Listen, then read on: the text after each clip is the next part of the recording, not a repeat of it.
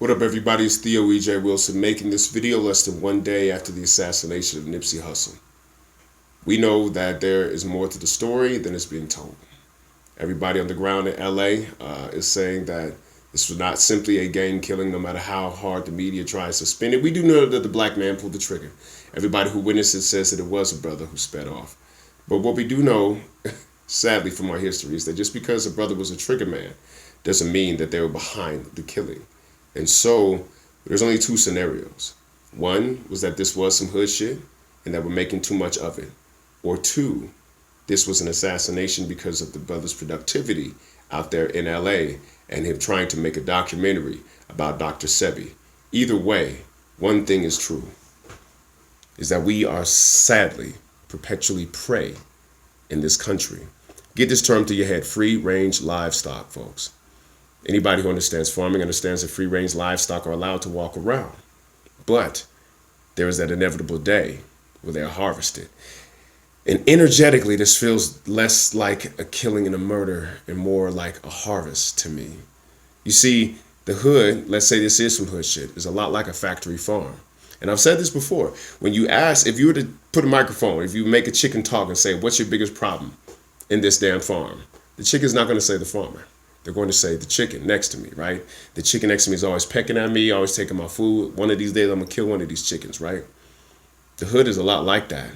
Artificially engineered to create scarcity, piling people on top of one another, and making conditions incredibly difficult to live. This is not an excuse. Most of us will actually rise above. But as we know, putting humans in artificially scarce situations will simply make them violent.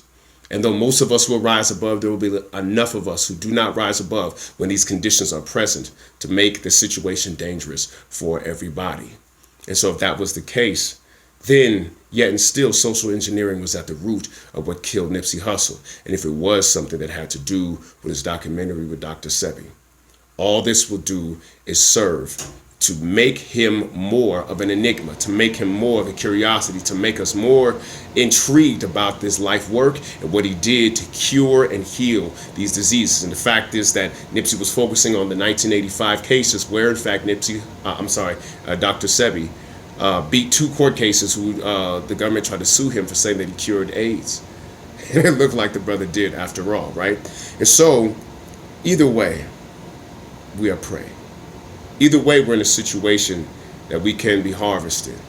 And a lot of people will scream and they will ask why. A lot of them will open up the Quran and they'll open up the Bible. I open up the book of nature for this, right? Whenever I have these deep questions, I just look at natural law.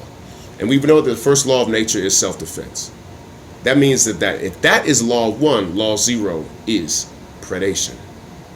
Predation is actually law zero of this universe in the natural world, meaning if it can be eaten and killed, it will be eaten and killed until being eaten and killed is no longer a physical possibility. Do you understand what I'm saying to you? What I'm saying to you is that like our ancestors on the ancient Serengeti, who were actually occupying a place of prey in the food chain hierarchy, who decided one day no more, who decided one day, I'm going to have a different idea. I'm going to take what's in my environment and use it to protect me against the things that are hurting and harming me and my kinfolk and my children. We have to make that decision yet again. If not, it's not because of some curse and we violated some of God's laws or anything like that. It's not because we're under some kind of spell, anything like that. It's not that deep. Natural law says that if we do not get free of circumstances that will make us prey, we will be prey perpetually. So it doesn't matter who they are, who are the predators, whether it be gangsters, whether it be the government. It doesn't matter. Until you can't be killed, you will be killed. We as a people have to make the decision to say no more and follow through. My name is Theo E.J. Wilson, and until next time, I'm looking out for those who are looking out for me. Thank you.